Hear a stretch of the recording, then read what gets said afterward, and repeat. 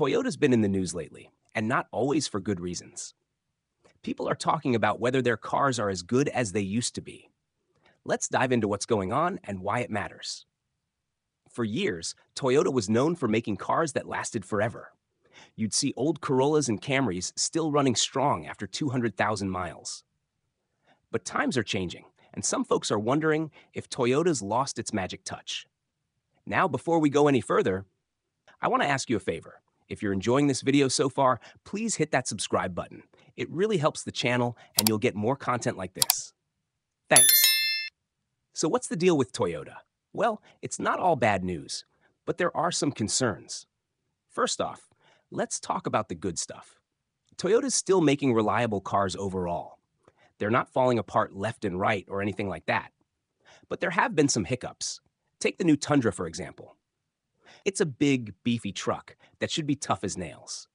But some owners have had engine troubles. That's not what you want to hear when you're buying a Toyota, right? It's like ordering a steak and getting a burger instead. It might taste okay, but it's not what you expected. And it's not just the Tundra. Some people have noticed little things in other models too. Rattling glove boxes, loose parts, stuff that makes you go, that doesn't seem very Toyota-like. It's like finding a crack in your favorite coffee mug. It still works, but it's not quite the same. Now, here's where things get interesting. Toyota's been adding a lot of new tech to their cars. Turbocharged engines, fancy hybrid systems, all sorts of high-tech gadgets. That's cool and all, but it also means more stuff that can go wrong. It's like trying to juggle while riding a unicycle. Impressive if you can pull it off, but there's a lot more room for error. But here's the thing, and this is important. A lot of these problems might not be entirely Toyota's fault. See, back in the day, people were really good about taking care of their cars. They'd change the oil on time, get regular tune-ups, all that good stuff. It was like brushing your teeth. You just did it because you knew it was important. These days, though, not so much. People are busy, money's tight, and sometimes car maintenance falls by the wayside. It's like trying to run a marathon without training. You might make it for a while, but eventually you're going to hit a wall. Toyota's partly to blame for this, though. They've been advertising their cars as low maintenance, like you can just drive them forever without worrying. But that's not really true. These cars still need love and care, just like they always have. So what's the bottom line?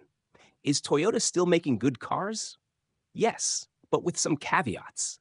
If you're thinking about buying a Toyota, here's my advice. Do your research. Look for models with proven track records, not just the latest and greatest. Take care of your car. Follow the maintenance schedule, even if Toyota says you can go longer between services. Be realistic. No car is perfect, not even a Toyota.